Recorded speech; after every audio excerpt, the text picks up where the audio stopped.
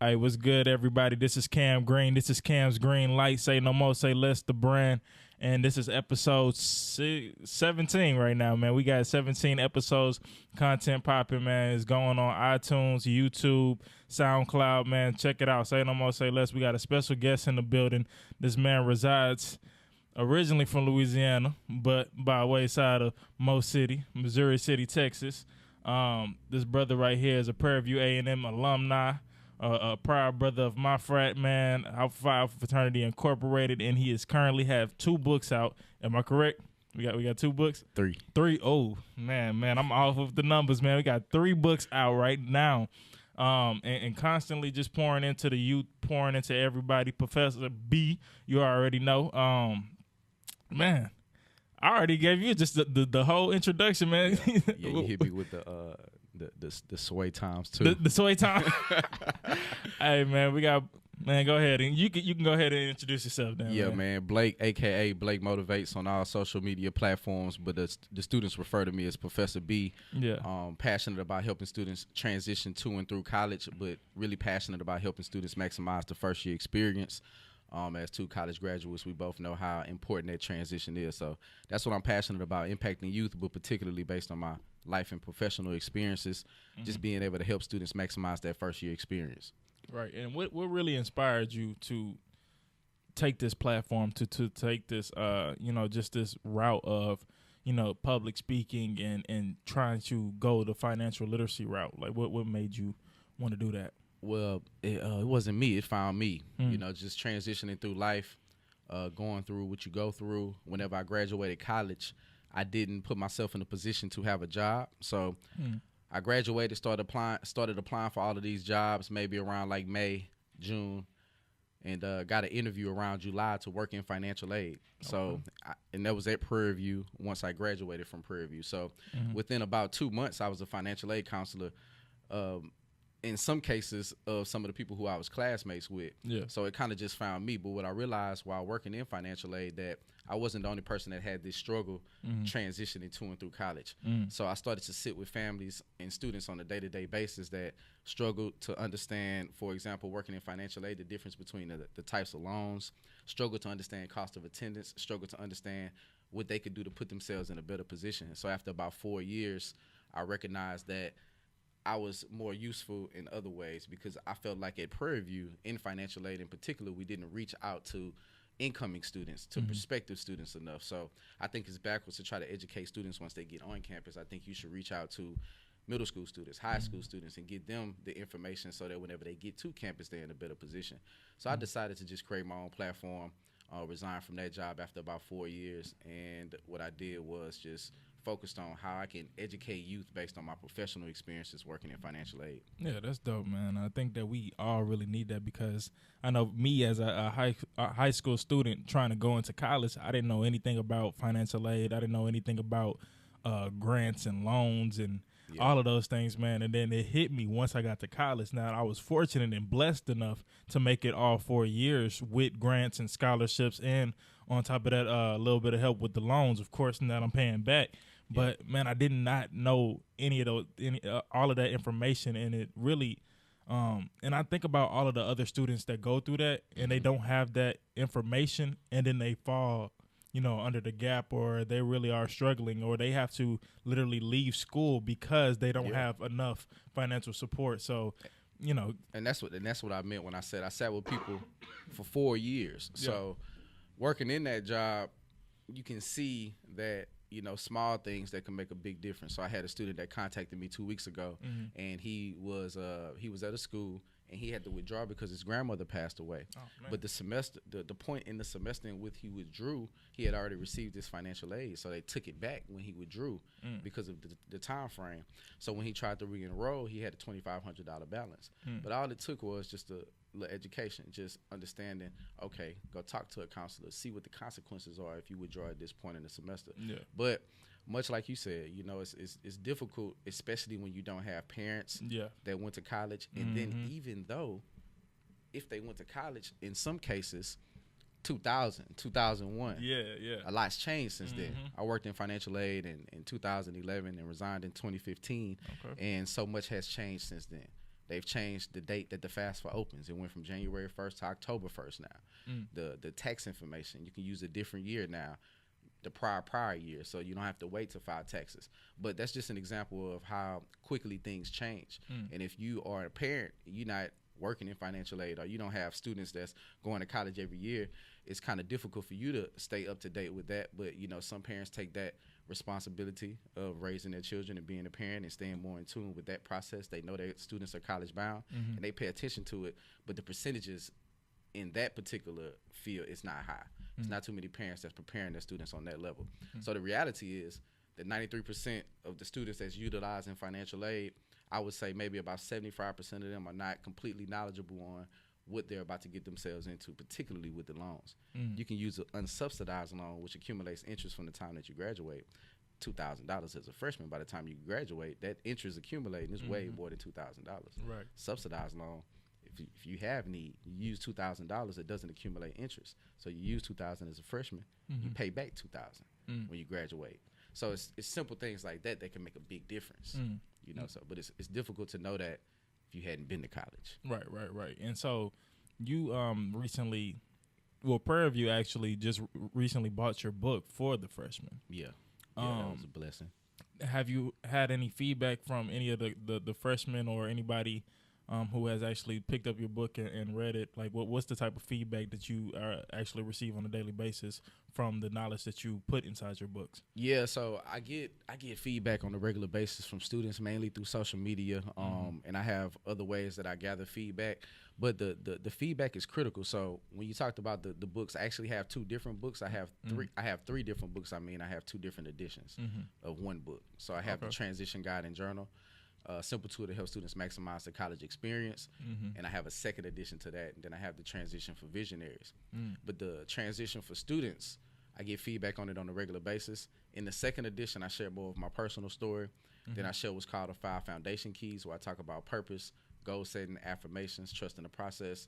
And then I also in that book break down how to become successful in the academic environment, maximizing your campus resources, understanding how to build relationships and network, understanding financial aid from a cost of attendance perspective and the FAFSA perspective. So when students read the book, a lot of times they're getting back with me depending on what level, because that particular second edition is made for middle school through early college. So students are first, they're inspired by the story, my personal story. And then I encourage them to think about people who sacrifice for them, people who look up to them. So they always say, man, I didn't think about how hard my mama is really working. And then mostly the impact is financial aid. I didn't know about the fact. I didn't know that, especially for the students prior to the senior year in high school.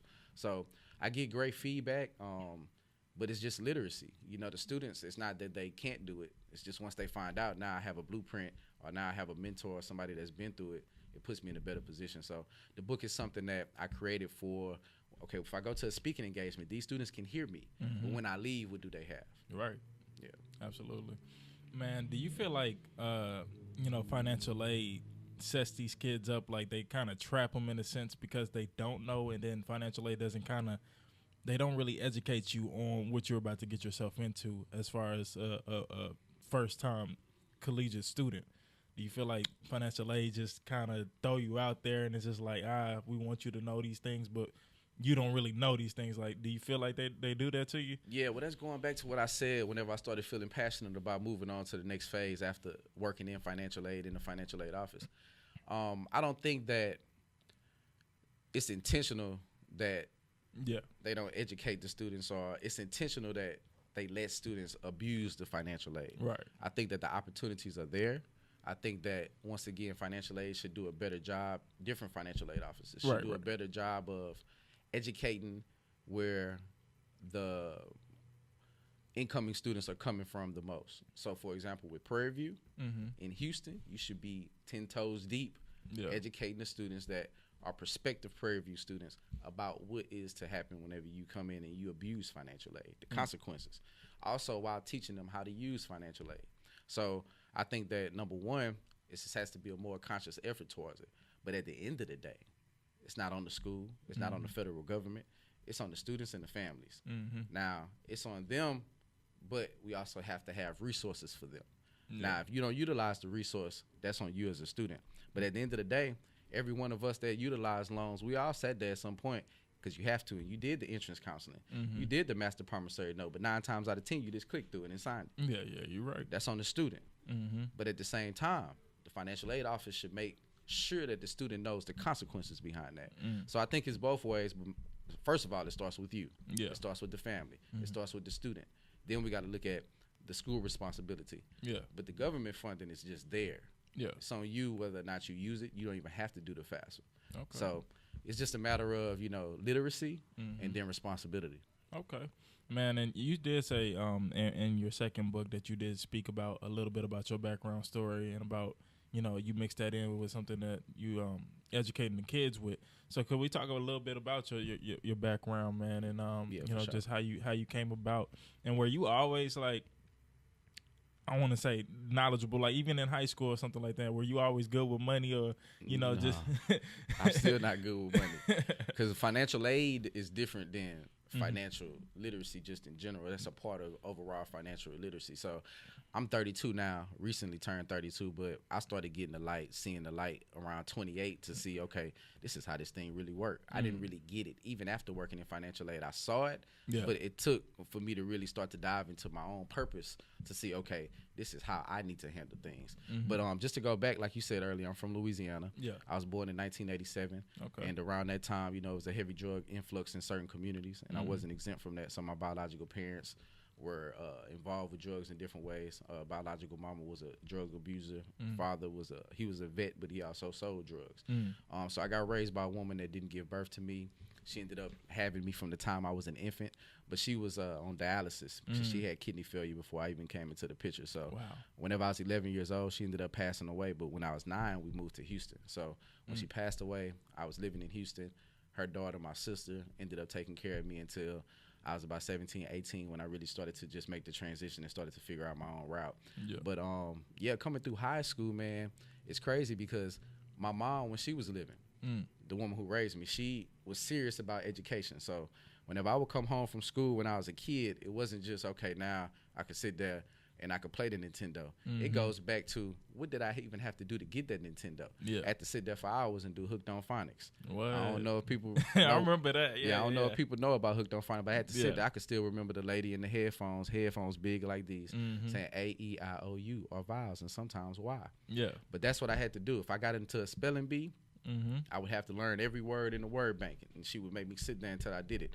She would make me do things like learn the states in alphabetical order: Alabama, Alaska, Arizona, Arkansas, California, Colorado, Connecticut. That would make me run them off until I knew it, and then I can get a Nintendo. What? So I recognized at an early age, you have to work hard, even though I didn't understand it. I recognized, okay, I got to work hard to get that. Yeah. But I didn't understand it until later.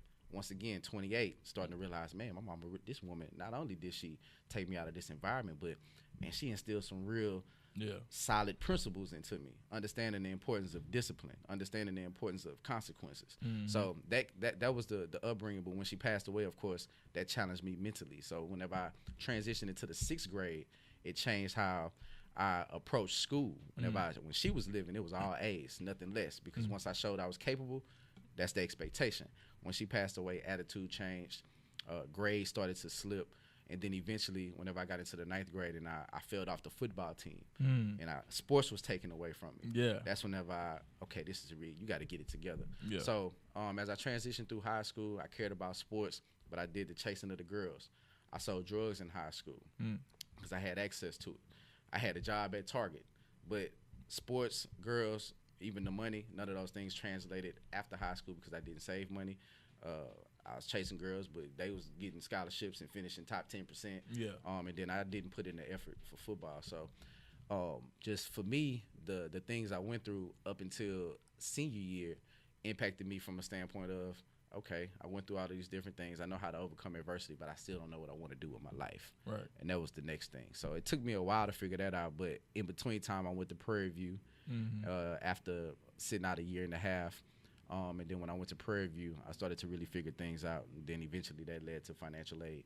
But I figured things out at Prairie View from a life standpoint, not from career standpoint, meaning I went to Prairie View, majored in criminal justice, but I didn't really want to get into the criminal justice field. Then after a while at Prairie View, I started lying to myself saying, yeah, I'm going to go to law school because I was a criminal justice major, but just didn't know my passion. So eventually found my passion, but it was long after Prairie View. But that's pretty much how I came up, man. Just I had some struggles, but eventually going back to me working in financial aid, taking everything that I went through personally, understanding that if I hadn't had this lady that helped me do my taxes, whenever I went to Prairie View to say, well, if you're going to Prairie View, how you going to pay for it? And she introduced me to the FAFSA. Then because my mom had passed away and it was a specific type of circumstance, I had to do a petition. She informed me of that. But if I hadn't had that, I would have probably went to Prairie View, had to wait in the line for 6 hours, got discouraged, went back home. So I understood the importance of just having a little information. So just going through the things I went through in life and then working in financial aid, combining those two, thinking about the people who's helped me, sacrificed for me, and then thinking about the skill. When I worked in financial aid, it was nothing but older women, one black guy, and he was older. So I was like, man, it's not even people that's young and black that's working in this. So when I left, I understood I can go into these schools and not just speak to motivate, but to really educate on something that I was skilled in because I trained in it. And if I'm going to do something, I'm going to do it good. But I realize I'm going to be great at it. But I realize, it's not too many young black brothers that's doing this. So just taking my personal experiences of what I went through coming up, and then taking those things that kind of taking those things and from a professional standpoint, that's what led me to where I'm at today, man. Just bottling it all in and then figuring out how to really add value to people. Okay. And man, just speaking on Prairie View, because it is a HBCU, I just want to kind of touch bases with the black community. Why is it that you feel like, you probably don't, I don't know, but why do you feel like that the black community is not financially where they need to be, or we don't succeed in that realm of financial gain, and we're in middle class, or we're lower class, or we in the projects where we're struggling with these things? Why is it that we are feel like kind of still behind in that aspect? That's a deep question. It's probably layered up, but I know from the layer that I touch on when it comes to financial aid with our particular generation, the things that I can see that's not helping us get forward. For example, with the loans, is the lack of literacy, the lack of discipline. Yeah. Even when I knew, I still got that OP. Yeah, exactly. Still. That's what we're gonna talk about. So yeah. The thing is, we got to be more disciplined. Yeah. We got to be. I was talking to a principal at my old middle school. I'm gonna go talk to the 6th graders next week. Okay. Or the week after next, but he was like, man, I just don't know the disconnect. I'm like, say, man, when I was in 8th grade, my mama had just passed away, but my mama died at 53. I said, these kids ain't got no grandmothers. No, that's not that whipping is the thing, but that's showing them consequences to the actions. Right. So whenever they get to school and they got old school like you, and you telling them something, they looking at you and that it's rebellion because they not getting that. Understanding that. So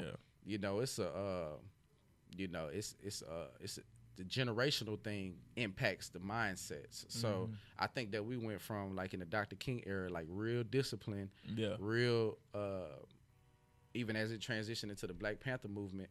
And then, that's why I say this layered. It goes deeper even before that. But it was some discipline and organization that was being put together in order to push the black community forward.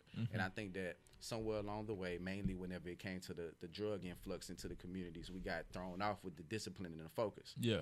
So when the drugs came in, then that led to people like me being born, but we were born without parents. Yeah. In a lot of cases. So now that era getting into the 30s trying to figure it out, and we becoming more woke, quote unquote, and now we trying to educate. So I mean, it just gets deep, but it's a system that's not set up for us to be successful. So we have to work 10 times as hard, and then we have to see the light and understand that the system not set up for us to be successful. Right. And when I say us, black and brown people, that's in certain types of communities. Yeah. In certain schools and certain districts, the black schools don't have programs. You're right. The black schools don't have the academy. Yeah. So those things, it's not set up for the black students to be successful. That's clear. That's clear as day. But on the other side, The community involvement at the black school is not the same as the community involvement at the other school. So when the other school does an event, all of the parents show up. You're right. You know, opposed to at this school, none of the parents show up for FAFSA night, financial aid night. So it's still a responsibility of us, but also the system not set up. But before we look at the system, what can we do within our own communities to get more discipline? Or once you get on and you learn this and you learn this strategy, you learn this tip, go back to your old school and tell the kids. You know, educate them. And try to figure out how you can help them not make the same mistakes that you made. If you know something about real estate, if you know about investing, if you know about different things that can change the culture financially, let's educate the youth so that whenever they graduate 21, 22, they can do whatever it is they want to do. They don't have to graduate and be in debt. And then decide that, oh, yeah, I like this young lady, but if I marry her my debt is her debt. And, you know, you got to start considering all of these different things. Nah, you should just be free and be in a position to do what you want to do based on the hard work that you put in. But that comes with discipline. That comes with planning. You know, that comes with strategy. So those are the things that we have to start doing. Be more disciplined. We got to start planning more. We got to have strategy behind it. Man, and there's another thing you said that hit me, because I know as a young college student coming straight out of A-Leaf, man, it was something big. Going to college, getting that freshman year experience, and getting my first OP check, my first refund. I got excited because I never got that much money back. Wait a minute, I'm getting money back? Oh, okay. Man, I always wanted these shoes. I wanted this pair of clothing. I mean, I need something for the next, I'm still paying for my first car. And that car long gone, but I'm paying for it still. Man, look, and that's the crazy thing about it, because once we get these OP checks and we get these refunds, man, we don't see it as save it and start putting that back and paying those loans back. We look at it as, we got it now. It's a rainy day. I need these type of clothes. I need this homecoming coming around. I want to ball out. We going to Dallas for the Grambling and PV game. I want to use it on that. Like you speaking on personal experiences. I am. This is personal experiences. Yeah. I literally did not know how to wisely use my money. I was just blowing that money, and I didn't value that money. You know, but the thing is, we shouldn't even get it. The ironic thing is, the first overpayment that I got, I went to Prairie View a year and a half after high school, so I went in the spring 2007, and I got an award for one semester, so I didn't have to use no loans my first semester. They had what's called the ACG, the Academic Competitive Grant at the time that I had been awarded. And the financial aid office, no, the Treasury office called me. Treasury said, hey, you got a check here for you that you hadn't picked up. And I said, a check? So I went down there. I had $800 check. I was like, what is this for? They said, you got a grant. It was extra money, and it was overpaid. A grant, free money. Now, what they should have done is, as a grant, should have reduced it, gave it to somebody else. Yeah. But I got that overpayment check. I remember I went cash the check, took a few pictures. I was sending them to my boys like, bro, this is what college doing. I'm getting extra money. Free money. Yeah. I had a 3.5 GPA, I think, at the time. I had sat out a year and a half. So I'm like, man, I'm coming to college. I'm making a high GPA. I'm getting extra checks. This is the life. It's women everywhere. I should have been went to college. Yeah. And then the next semester, I want another one of those. Went to talk to the financial aid counselor, which was the wrong thing. It started, okay, you got these loans where you can use a loan, and this. Then I got that first overpayment from the loan, and then that started the vicious trend. But this is what I would suggest to parents and students. I talk about this in my financial planning session whenever it comes to financial aid. Most students and families will look at the estimated cost of attendance. For example, Prairie View's estimated cost of attendance right now is somewhere around $24,000. Yeah. But the real cost is somewhere around 18, 19. Right. That's if you staying on campus. That's if you have a meal plan. That's if you paying for laundry. What students have to and parents have to start breaking down as an incoming freshman is, what is your real cost of attendance? When you see $24,000 and then you get an award letter for $16,000, $15,000, you thinking, man, I still need $7 grand. So then what you gonna do? Go look for some other options, and then you're gonna take out that loan. You're gonna use that loan, and then what's gonna happen is you didn't need it in the first place, and then what you get? The overpayment, because you didn't need it. So the objective is figure out exactly what you're paying for, and then start breaking the award letter down versus your real cost of attendance and see what do you really need. And then don't put yourself in a position to get extra money from a loan. If you get extra money, it should be because you got so many scholarships. Yeah. I had a student, she was a freshman when I was a senior. But of course, like I said, I went straight into working in financial aid. So that next year as a professional, I was her financial aid counselor. I knew her because I coached her building. You know, they do the UC. Yeah. So I coached her building with the football. Okay. But she was a biology student. She was always on her game. She came to see me as a financial aid counselor. The girl was getting like $10,000 every semester in overpayment money, all from scholarships. And it was all outside scholarships. So Prairie View could not adjust it. They can't touch her outside. She came in my office. I was in the cubicle, matter of fact, at the time. She came in my cubicle and sat there and she said, you know what? Yeah, I'm saving. I'm going to get these because most of these scholarships are 4-year scholarships. I'm going to get these and I'm saving them for medical school. And she had a whole game plan set up. What? So, first of all, let's break down. We mentioned refund and OP. Yes. That means when you have extra money that is meant to pay for college, and once your expenses and your fees are paid, that extra money is sent back to you in either a check or direct deposit, however you have it set up. Yeah. Some schools have cards to where the extra money goes on the school card, and then you can use that school card. But the objective is to make sure that you put yourself in a position to understand what is a refund or overpayment. It's extra money, but it doesn't have to be from loans. If you want extra money, cool. Go get a lot of scholarships. Understand what your cost. If your cost of attendance is $9,000 per semester, but you earn $10,000 in scholarship, it's the difference. You're gonna get a difference of $1,000. And if you get a Pell Grant, they can't adjust that, so you may get more. So the objective is, let's get some overpayments. Yeah, but let's get them through scholarships. You know, because you're really not supposed to get it through a grant because a grant is need-based. So if it's extra money in a grant, that shouldn't go to your pocket. That should go to another student that needs it. But when it's scholarships, that's merit. You earned that. So if it's extra, then you should get that. But whenever it comes to the loans, we just want to stay away from those. And most of us got those overpayments from loans. I'm trying to tell you, man. So it's just about being educated. And you can get overpayments because I've seen it happen, but you got to be in a position to get that free money. But yeah, just that impact of a loan. Once again, the unsubsidized loan, understanding that that's accumulating interest from the time that you use it. That $2,000 that you use as a freshman will not be $2,000 when it's time to pay it back. And that's what we really don't understand. We thinking, I pay $60 a month. Then when you get that first bill, it's not. It's $600. It's $1,000 a month. And you trying to figure out what just happened. Hold on. Yeah. You know, and then a lot of us are not raised to communicate, so we'll avoid them. Then that'll put you in default. But you saw your parents your whole life be like, nah, don't answer the phone for that bill collector. Nah, don't do that. Don't do that. All you got to do is communicate with them. Let them know what's your situation. Let them know, nah, I can't do this. They'll let you know what your options are. And then get an adjustment based on what type of income you're making and get that payment brought down. You know? It's just about communication and understanding. Once again, it's just the literacy. So, the overpayment, man, can be an evil thing, but if you look at it in the right way, like Elizabeth used to look at it, you know, attack those scholarships, and that was something that started well before she got to Prairie View. I'm pretty sure that started with a foundation with her parents. You know, put yourself in a position, going into middle school. Like I tell students, if I could change it, I would go into middle school right now attacking the number one spot. I was chasing everything else but the academics in the number one spot. Meanwhile, the person that graduated number one, she probably stayed in that spot all 4 years, and she got a full ride to UT. So it's got to put our efforts into different places, and then by the time we get into college, you in a better position. You don't even have to worry about a loan. Yeah. Man, that's Blake Motivate for y'all, man. This is some gems, some real things that is vital in our community with anybody in general, y'all. We need to know these things moving forward.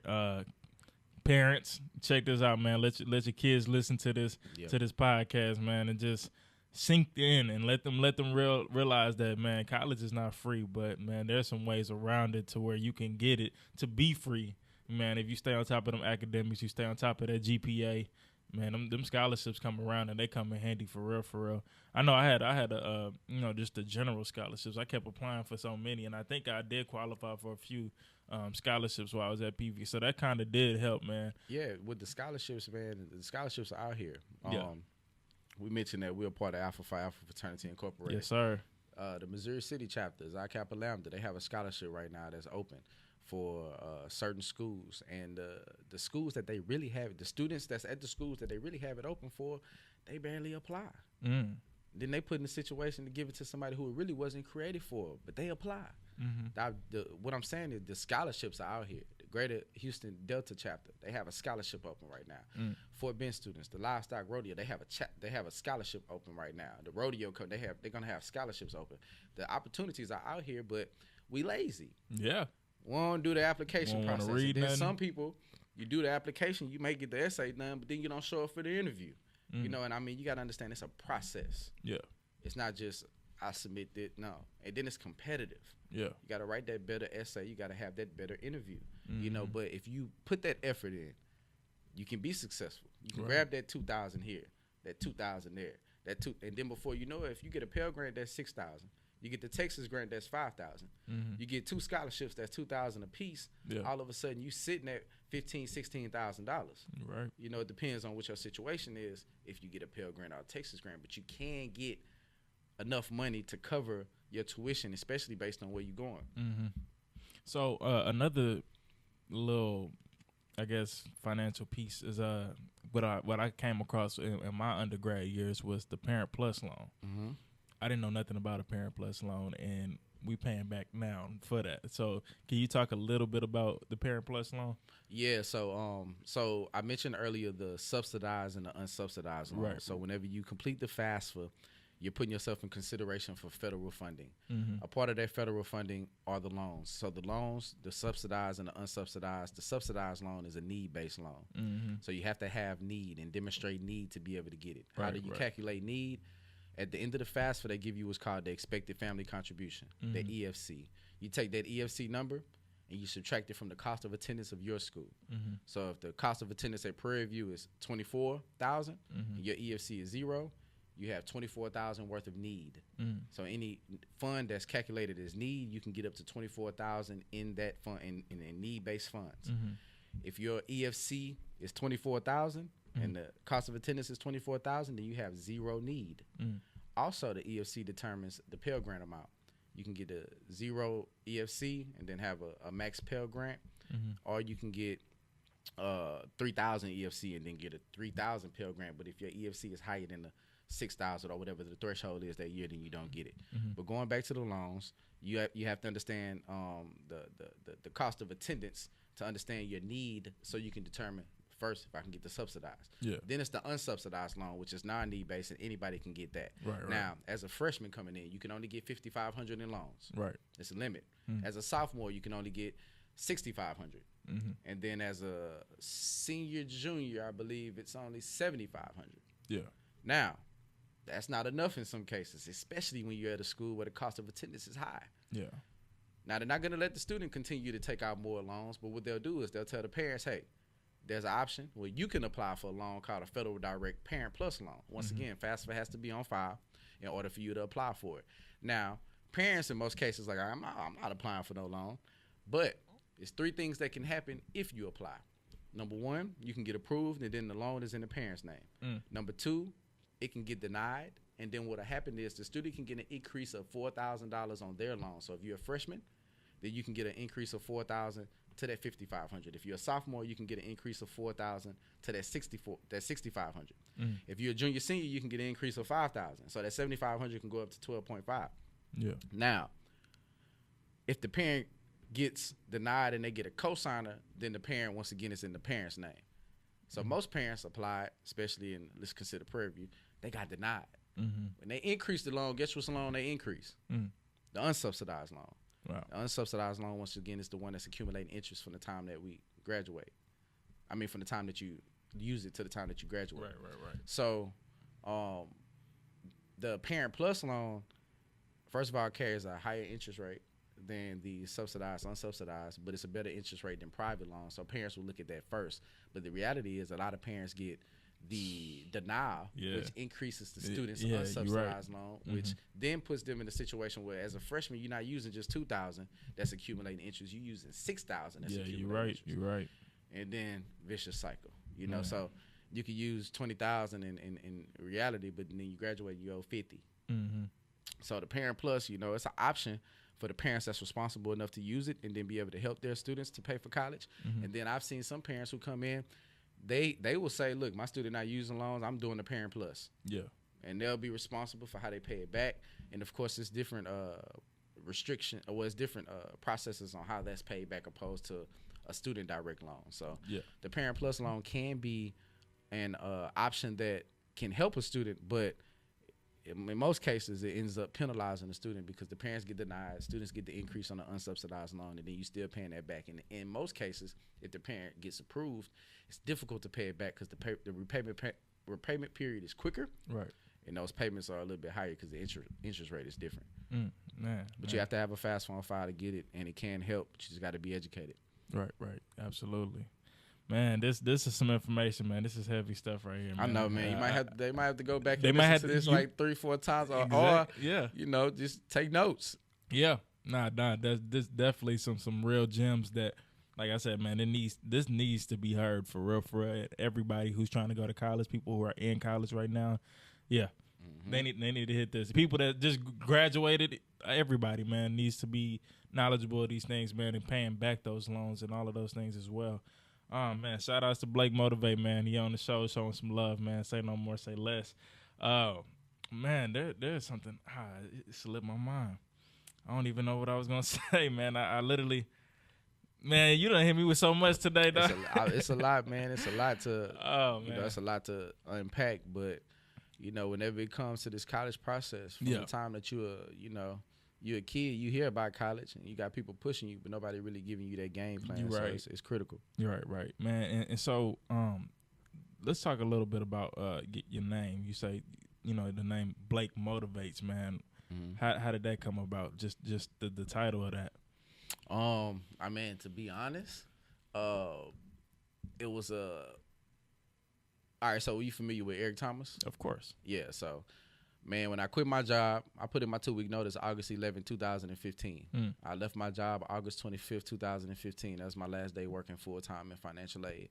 But by February, I woke up one morning and I saw a video of E.T. And E.T. was going hard at a high school, it looked like. And he was like, man, I'm in here and y'all gonna disrespect me? Yeah. And people came here last night, didn't even come show y'all no. And the way he was speaking to him, I was like, damn, that's me. Yeah. Like, that's how I talk. Yeah, exactly. So I was like, man, who is this dude? So I started diving into his platform. I started stalking him. I broke down, like, within a week, I understood, okay, it's E.T., it's CJ, it's Carl. I see how they got the structure. I see CJ. I knew the whole blueprint within about a week. But I started thinking about, like, changing my platform. So my Instagram name used to be, so my last name is Simon. Yeah. But everybody say Simon, and then people always call me, especially whenever in sports, B Simon. So it was like that's a persona. It's like, that's not Blake, that's not even how you really say my last name. Yeah, but that's a thing. So I always was B Simon 25. That was my football. Number. It's funny you said episode 17. That's my baseball number. My first football number, and then my baseball number was 15. So I went with the 25, B Simon 25. And then I switched it up, and in college, people started calling me Blizzy. And I felt like Drake started taking my style, because when they started calling me Blizzy, they started calling him Drizzy.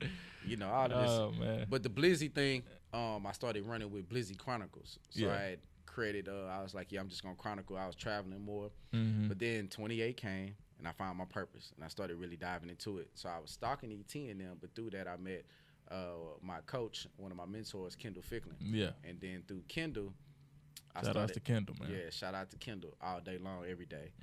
Through him, I started really breaking this thing down and saying, okay, after our first conversation, like, I really need to approach this as a business. I can come in and volunteer all day, but I need to approach this as a business. Yeah. So I started to create the platform, deleted everything on my social media, and then rebranded myself and changed it from Blizzy Chronicles, which I still have, to Blake Motivates. Yeah. And that became the business page. So Blake Motivates, E.T. Inspires. That's why I brought up E.T. So it was like E.T. Inspires. I was like, how can I flip something in Blake Motivates? So Blake Motivates was more like, that's exactly what I do. Go in and motivate. Yeah. And it's Blake, but that's just like a platform. So I started branding myself going into 2018 with Professor B. And Professor B is more like, that's the moniker. That's more of who I go when I come in. When I get that mic in my hand, that's Professor B. Yeah. So Blake Motivates, that's the platform. When you Instagram, Twitter, YouTube, anything you'll find, that's Blake Motivates. And most people, they will recognize that, especially through Instagram. Yeah. But